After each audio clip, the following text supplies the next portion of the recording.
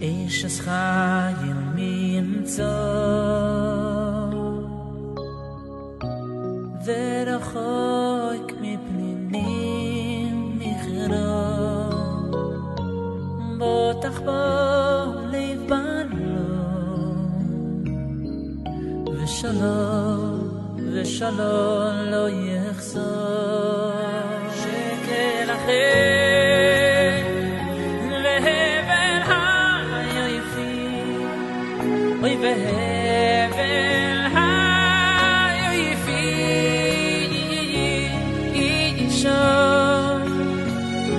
Isha yiras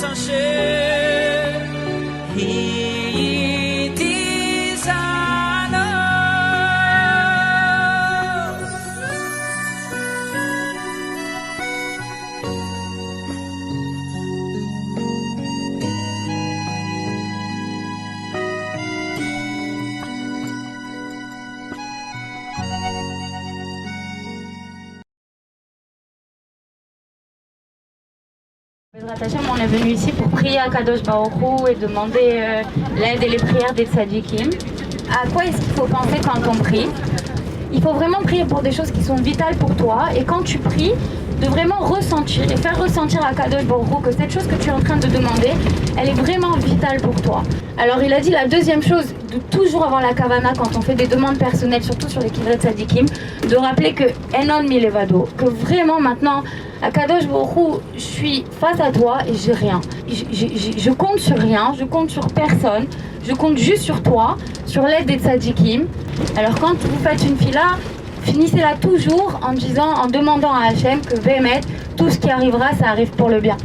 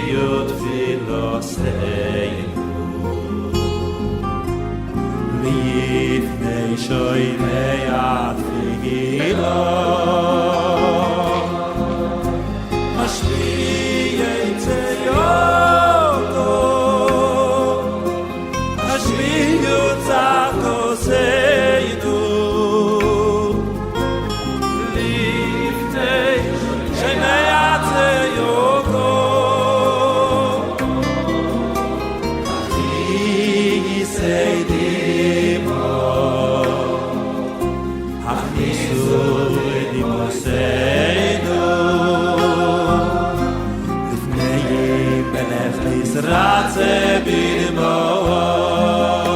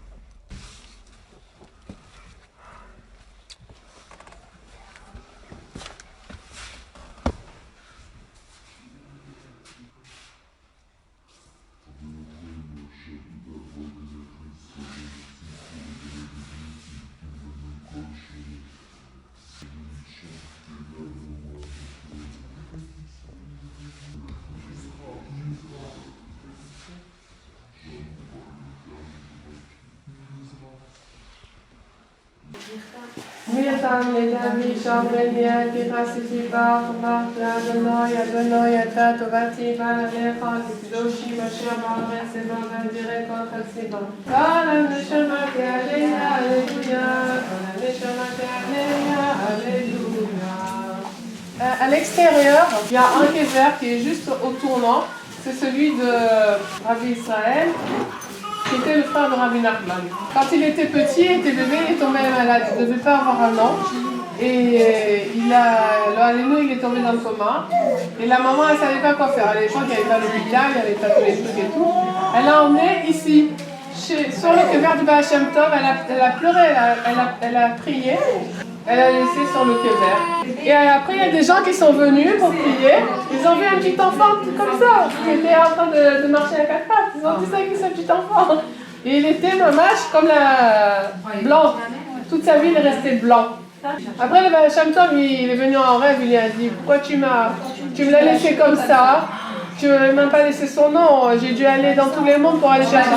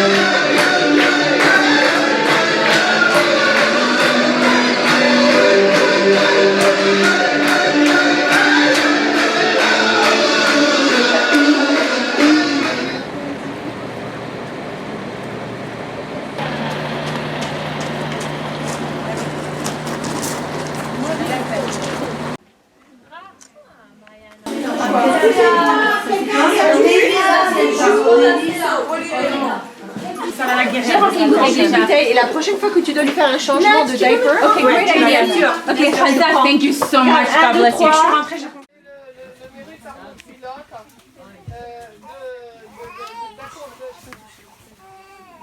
Que notre culotte elle se concrétise et même de changer les lois de la nature.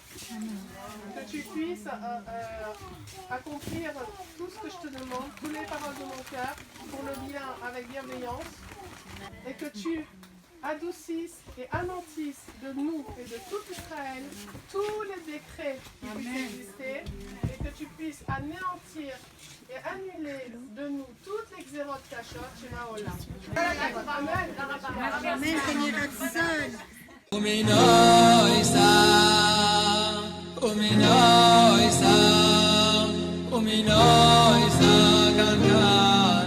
Les gens, ils sont un petit peu sceptiques. Alors ils disent, voilà, l'homme, il vient à Rosh Hashanah et ça suffit, etc. Et pourquoi la femme, elle doit aller aussi, etc. Maintenant, si je risquais pas de m'attirer la foudre de certains rabbanim de Breslev, je dirais que c'est presque plus important que la femme, elle vienne, que l'homme.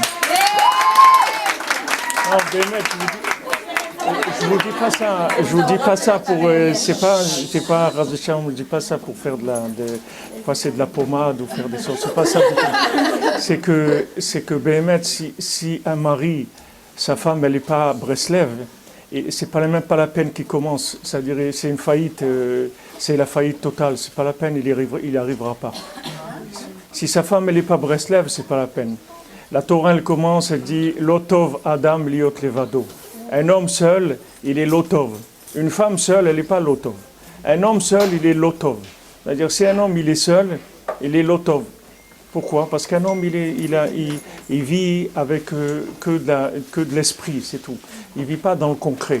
Maintenant, aujourd'hui, on a besoin de concrétiser les choses. Si quelqu'un il vit Breslev, c'est quelque chose de très très concret. Breslev, c'est pas quelque chose, bien que vous voyez des gens dans Breslev qui sont un petit peu comme ça, qui planent un petit peu, mais Breslev, c'est pas du tout planant, c'est quelque chose de très très concret. Et quand la femme, elle est engagée, Bezrat Hashem, c'est pratiquement sûr d'abord que le mari il réussit et surtout que les enfants ils réussissent. Et je vous dis mon exemple à moi. Mon élève principal c'est ma femme, c'est-à-dire que je me suis dit si j'ai pas réussi ce que ma femme, si j'arrive pas à convaincre ma femme, c'est pas la peine que j'aille chercher plus loin. C'est-à-dire si je suis pas arrivé à ce que ma femme elle aime Rabbi Nachman et qu'elle vive avec Rabbi Nachman et tout. C'est-à-dire, qu'est-ce que je vais aller faire des élèves? Alors, ce qu'on a gagné en sortant d'Égypte, c'est qu'on a libéré la parole. C'est pour ça qu'on dit Pessah, c'est-à-dire une bouche qui parle. C'est ça la sortie d'Égypte. C'est-à-dire, on a gagné ça. Maintenant, quand on a gagné ça, alors on a gagné l'arme pour pouvoir sortir de là où on est maintenant. C'est-à-dire que maintenant, quand on est sorti d'Égypte, on a eu la parole. La parole, elle a donné la Torah. On a obtenu la Torah. Et maintenant, on a la force de sortir de la galoute, de la 50e porte, et même du fond de la 50e porte de la Touma, uniquement avec le dibour. Mais ne croyez pas qu'il y a autre chose. Il n'y a que ça, c'est tout. C'est-à-dire que c'est ça ou rien. C'est-à-dire c'est pas qu'il y a des combines, on va étudier, on va faire des mitzvot. Il n'y a pas de... Tout ça, c'est très bien. Mais la seule arme avec quoi quelqu'un il va s'en sortir, c'est avec la parole. C'est tout. C'est pour ça que c'est écrit qu'à la fin des temps, c'est le Zohar il dit Iteta tesavev gaver. C'est-à-dire qu'à la fin des temps, la femme, elle va entourer l'homme. C'est-à-dire que la femme, elle aura plus de poids déterminant que l'homme. Pourquoi? Parce que la femme, elle a reçu 9 mesures de parole. C'est-à-dire que la femme, c'est une spécialiste de la communication. C'est-à-dire elle sait parler. Et son but, c'est de donner à son mari et à ses enfants la force du dibour. Il faut qu'elle apprenne à son mari à parler. Voyez une maman, elle a un bébé. Ce bébé il vient de naître. Elle commence à parler avec lui. Elle dit voilà, alors viens, attends, on va aller voir mémé maintenant, on va sortir et tout. Maintenant, lui, il comprend rien du tout de ce qu'elle raconte. Il dit d'accord, c'est un bébé, il a 3 mois. Il comprend rien. Mais pourtant, la maman, elle lui parle. Et un jour, il va parler. Maintenant, quel jour il a commencé à parler? Quel jour il a entendu, il a compris? Personne ne sait exactement comment ça marche. Mais en tout cas, depuis le premier jour, elle a commencé à lui parler. Et après, il a parlé. Alors maintenant, vous avez un mari, vous avez des enfants qui sont grands. Vous croyez qu'ils savent parler. Ils ne savent pas parler. C'est comme des bébés, ils ne savent pas parler du tout. Ils ne savent pas que leur parole, elle peut être une arme qui va les faire sortir de toute la galoute dans laquelle ils sont. Alors il faut lui apprendre à parler. Comment on parle? C'est tout. On parle. On a besoin de parler. C'est pas qu'on a besoin, c'est que c'est indispensable. Vous ne pourrez pas construire un foyer si vous ne parlez pas. C'est impossible. C'est un conseil que je donne tout le temps et je répète des centaines de fois. La maison, c'est pas un centre téléphonique, c'est pas un centre d'internet. On coupe tout ça quand on est à la maison et on parle. Hachem, il nous a mis dans un monde où, Baruch Hashem, on peut arriver à émettre les amitos, on peut arriver à des niveaux de dvekout, d'attachement à Kadosh Baruch Hu, des niveaux mamash extraordinaires. Mais seulement, il faut chercher, c'est tout. Et chacun, il est libre de sa recherche. Les gens, il ne faut pas les enfermer dans des formes. Rabbi Nachman, il n'enferme pas dans une forme. Rabbi Nachman, il ne donne pas de forme. Rabbi Nachman, il veut que vous trouvez votre forme. Lui, il ne vous donne pas de forme. Lui, il vous donne la communication, c'est tout. Et une fois que vous avez la communication, vous êtes sauvé après. Après, ce que vous allez faire, ça va se mettre en place automatiquement, parce que vous êtes en communication. C'est comme si vous avez un GPS. Il vous oriente là, vous allez là. Chaque pas que vous allez faire.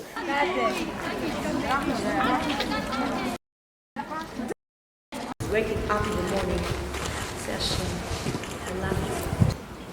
Because Mama Rachel is coming. Hashem, I forgive for my sister, Basar Vanav, and you don't forgive for your kids? מיד, נתגלגלו רחמן השם, הקמתי to cry to Mama Rachel. Meaning, stop to crying. יש שכר לפעולתך. Now I go to pay you what you did with your sister. It's all the life. Tous les continents ont été exterminés. Où est-ce qu'il a fait ça? Là où tu as fait Rabbi Nachman. C'est un endroit qui est très très très cadeau. Et c'est dans cet endroit-là que Rabbi Nachman a voulu être enterré.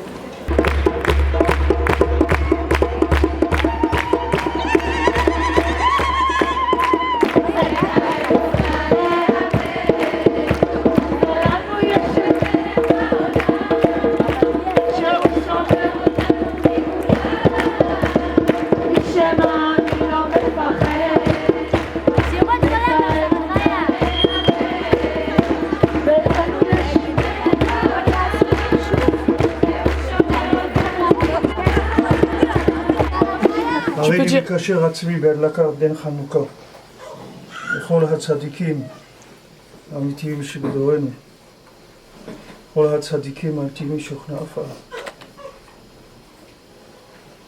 ראשון אשר בעצמנו, בפרט לאדנו הקדוש, צדיקי סוד עולם, אכלנו בעם בכוח חכמה, בן מנחם ונפג, תפוצו אלינו מהכל ישראל, אמן. On est la kavana de recevoir la lumière du tzaddik. Là, la lumière du Haraganouz, qu'Akadosh Baruch Hu l'a gardée pour les tzaddikim quand il a créé le monde, qu'elle a duré 36 heures, et que cette lumière-là, qui est de Ein Sof, qui est de l'éternité, qui vient et qui nous éclaire. Baruch atah Adonai Eloheinu melech haolam asher kideshanu במצוות ישראל וציוונו להדליק נר חנוכה. אמן. ברוך אתה אדוני אלוהינו מלך העולם שעושה ניסים לאבותינו בימים ההם בזמן הזה. אמן. ברוך אתה אדוני אלוהינו מלך העולם שהחיינו וקיימנו והגיענו בזמן הזה. אמן.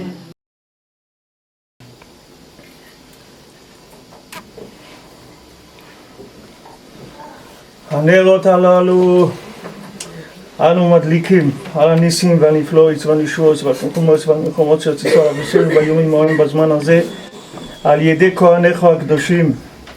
בכל 8 ימי חנוכה הנרות הללו קודש הם, ואין לנו רשות להשתמש בהם אלא לראותם בלבד כדי להודות ולהלל שמך הגדול על ניסיך ועל נפלאותיך ועל ישועותיך.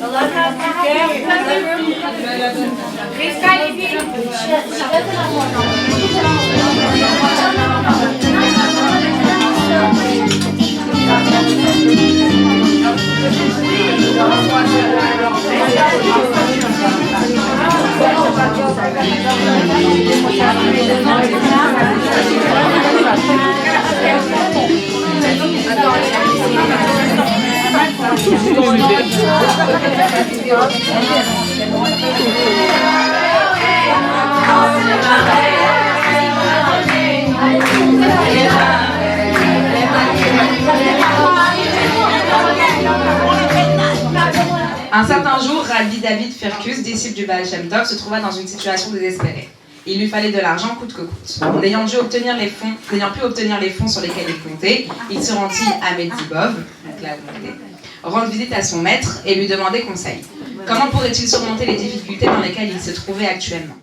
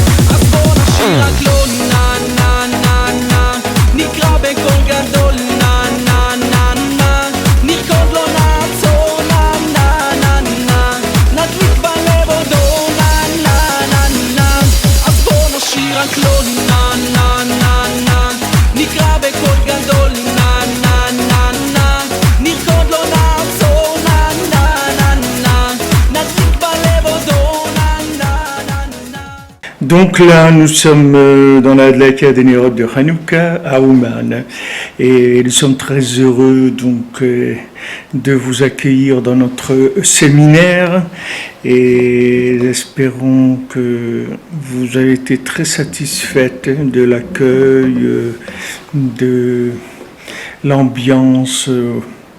On est très contents, on a pris beaucoup de rézouk, Djab et la Rabanite. C'est un nouveau départ dans la vie et puis voilà, on va faire profiter à la maison et puis on espère venir très très bientôt à la Omer et voilà, et continuer dans ce chemin, il y a plein de lumière, c'était vraiment, il n'y a pas de mots, c'était formidable, merci beaucoup. À refaire, voilà. Un mot, c'est tout, à refaire. Beaucoup de joie avec sa mère, tout le monde. Voilà.